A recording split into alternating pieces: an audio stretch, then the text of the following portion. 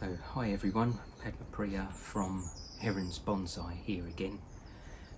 Peter's been chasing me for quite some time to do a YouTube video on what I do with a Hinoki Cypress, which is what we've got here. And I know there's millions of videos out there that's probably far better than what I can show you, but he's asked, so I'm going to go through what I'm gonna do with this, and maybe there'll be a few things in it that will inspire you or give you ideas of what you can do. So first stage, as always, I guess, is to take your tree out of its pot and start teasing away at the roots. See if you can find any interesting root structures, because this might give you some indication, some clue as to what might be a possible front for your tree. So we're always looking for what's going to be the most beneficial front of the tree first. It's not to say it won't change, but it's just a good starting point, I think.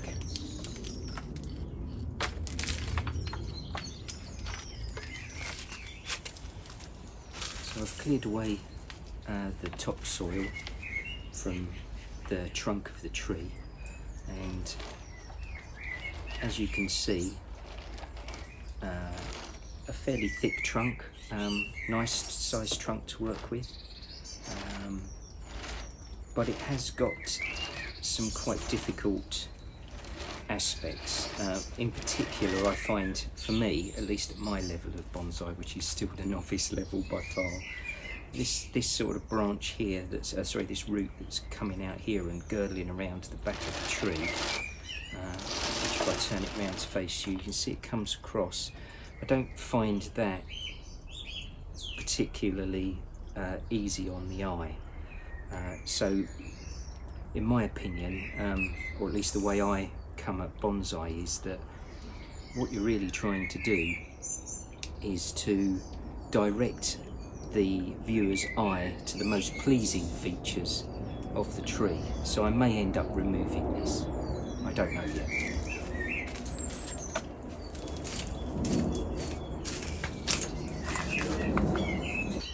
So I'm not going to be in too much of a hurry to do this just yet. I'm just going to leave it and see if, as I progress through the tree, whether it gives me a sign and gives me an idea of what it wants to do.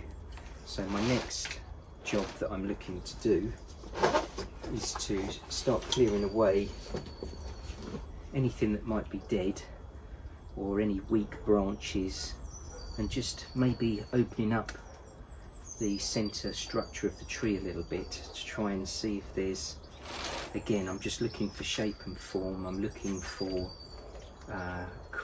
working with those illusions that we work with in bonsai, and seeing if there's a really desirable feature that I can try and direct the viewer's eye towards. So I'm going to work away at that for a bit, and I'll come back to you once I've got something to show you.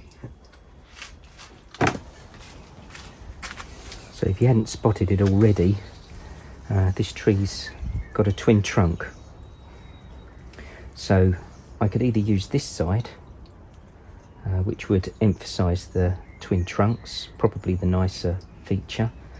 That leaves me with still this decision as to whether I leave that root as part of the feature, or whether I go for something maybe a little bit more drastic and maybe a little bit more traditional, maybe even by taking this off and leaving a nice taper at the bottom. But let's have a look at the other side, because there's a potential for a front there as well. So you can see probably the twin trunk a little bit clearer this side, hopefully. But you've got these two branches that are grown out of the crotch here, and if we use this as the front, they're definitely going to have to go. If we use the other side, I might be able to still keep these in play and keep a nice lower branch and make my lowest pad round the back here. So there's my first decision. So I'm probably just going to clear away some more of this weak growth and just see if the decision presents itself. But I guess at the moment I'm leaning towards this probably being the front of the tree.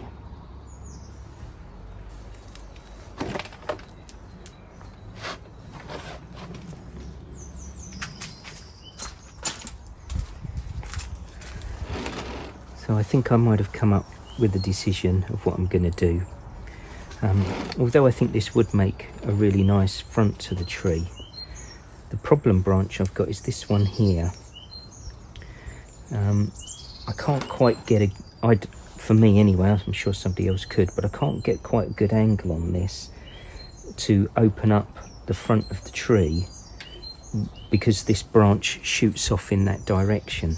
So if I could get that round here in some sort of meaningful way, aesthetic way, I think that would still work as a front. But this bend here is still not right for my eye.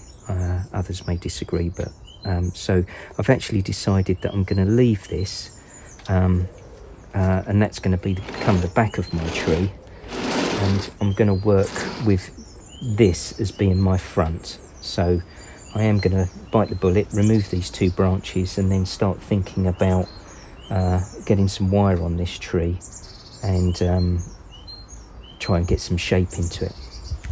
But Hinoki cuttings strike quite easily, so I would always try and not waste plant material, and also I guess I'd feel really guilty if I did some work on a tree like this and then killed it, whereas at least if I've managed to plant 3 or 4 other trees from this one, then I probably won't feel quite so bad about it. So do think about, pretty much with all trees, whether the cuttings that you take off of them can be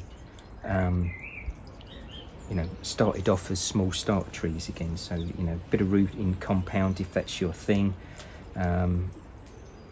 Pot it in some soil, keep it moist, and they do grow roots fairly easily.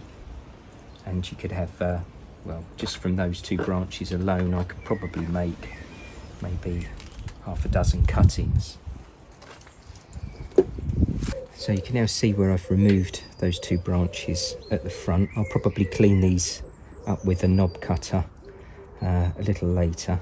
But from design point of view, I'm now looking to try and start balancing the tree a little bit, I think.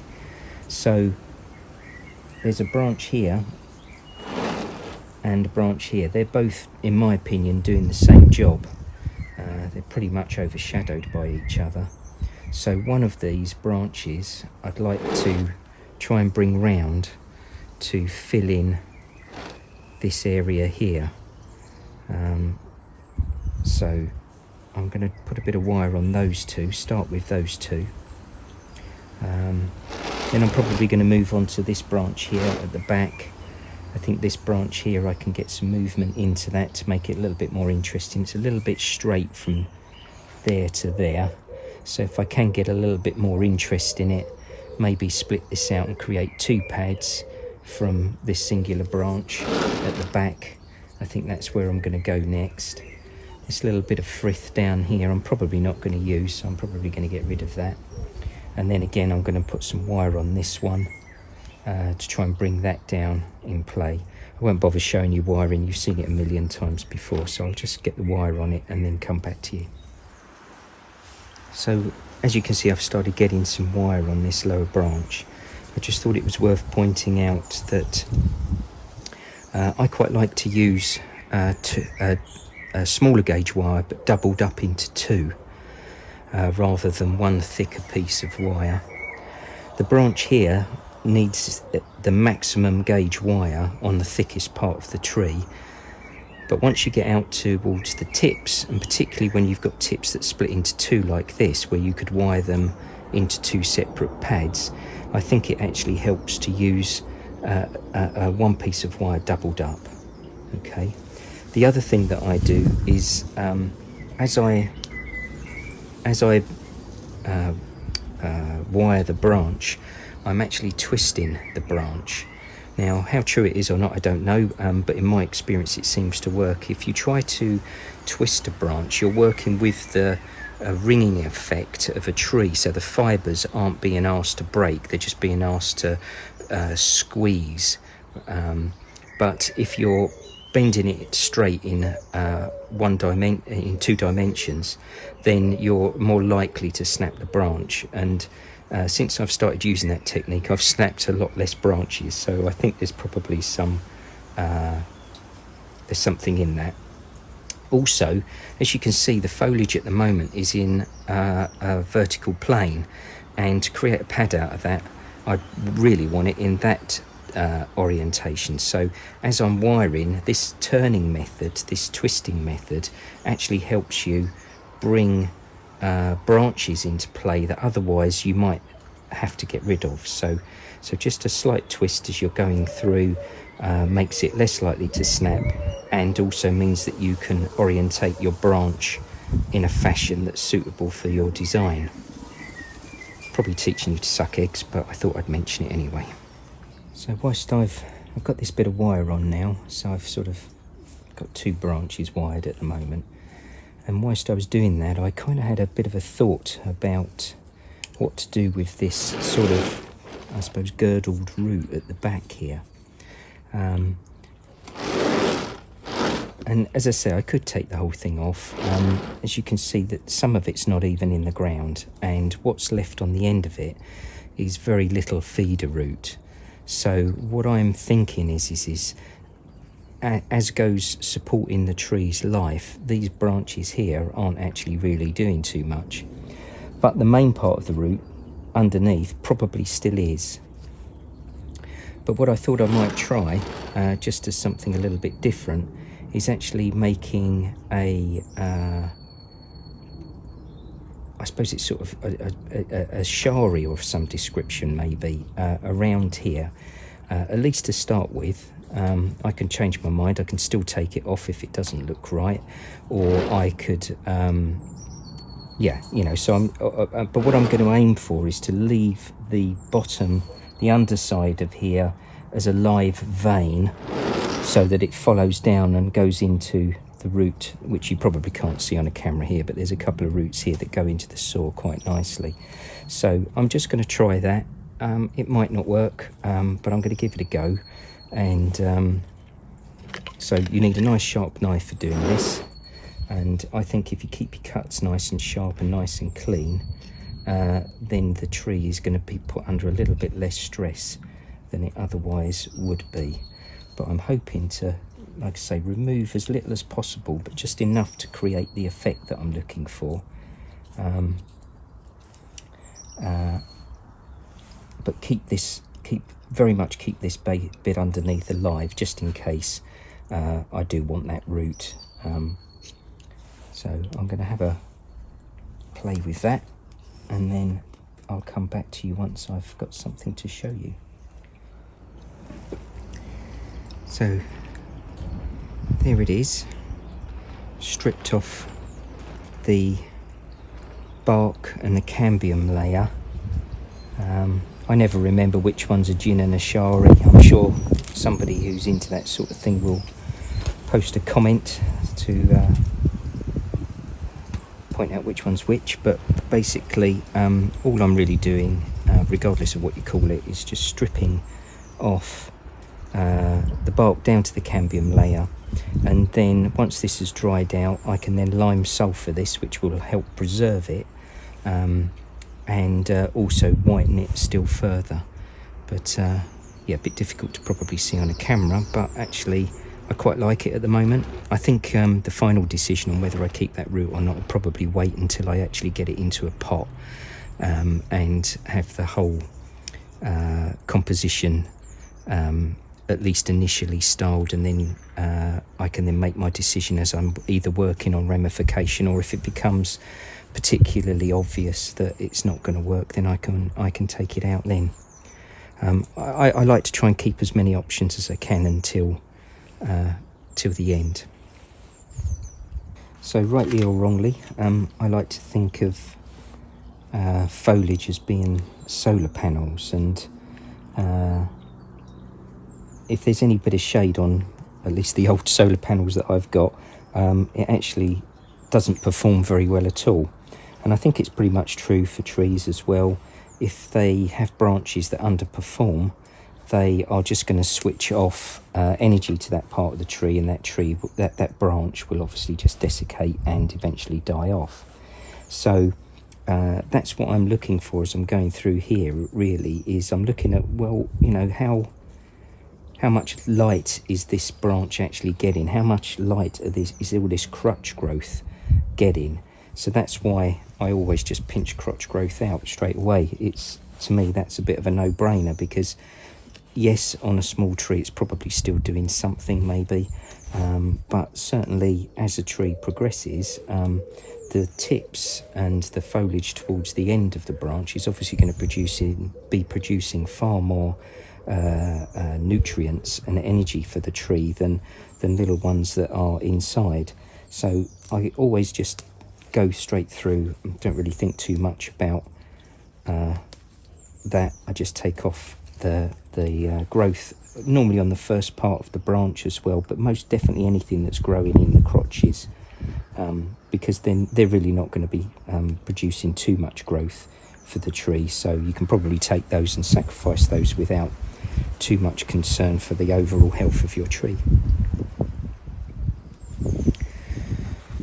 So following on from that same theme, when I'm wiring a branch, I'm always looking for placing branches into sunlight if I can. So if I'm going to bend this branch this way towards me, then the growth on the inside of that bend is less likely to get sunlight, so I can remove it, and then the branches on the outside of the bend, where you're more likely to get more sunlight, you can leave those ones. And also that means that you're kind of giving yourself the best opportunity to create growth in the direction that you're actually looking for. So rightly or wrongly, I always try to bend my wire on an elbow, so that I'm just again maximising the amount of foliage that I've got,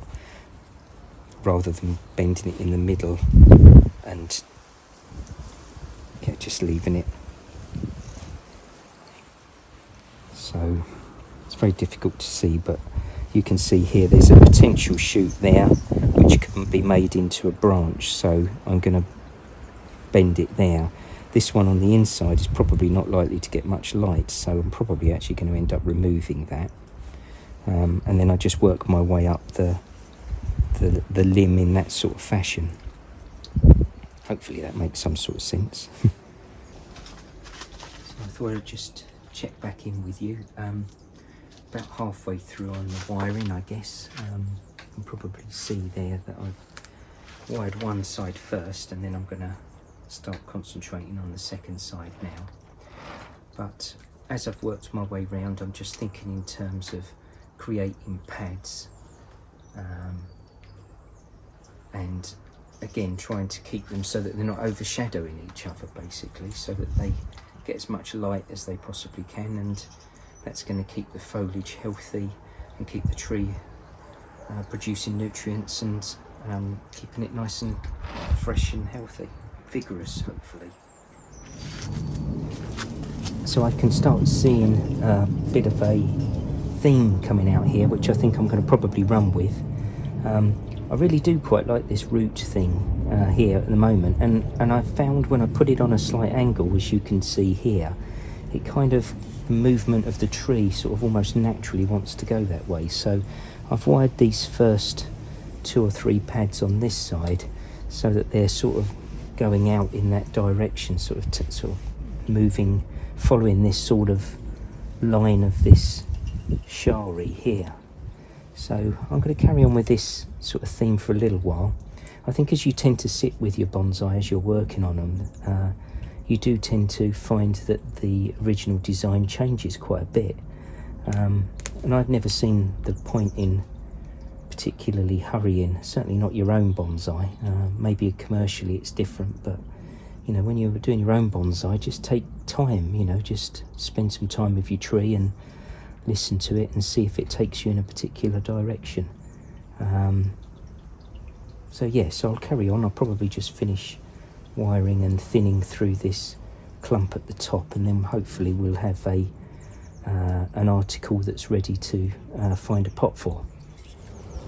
So here we have an almost initial styling of Hinoki complete, but right from the very start I've been mulling over this particular branch here. So the way I was probably originally taught was it's very important to clear the trunk line. So on the premise of that, this branch here would need to go. But I've been playing around with it, and it also, for me anyway, I don't know if that can be picked up, but I quite like it in this sort of position, where it sort of almost segregates the tree into two layers. So I'm really in two minds which one to go with. I guess everybody will have their own opinion on that, which one to go for. So if I did take this out, I'd probably gin it to balance this gin down here maybe, and put a bit of movement into it. But I think at least for this styling, I think I'm probably just going to bring it down and drop it in there and leave that, let the whole tree settle down for a little while, and then when I come back to do the secondary styling and the ramification, etc., then I'll revisit that decision.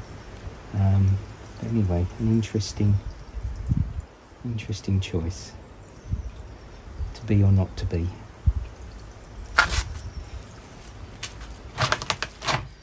So this is where I'm going to leave it for today. Sorry about the noise.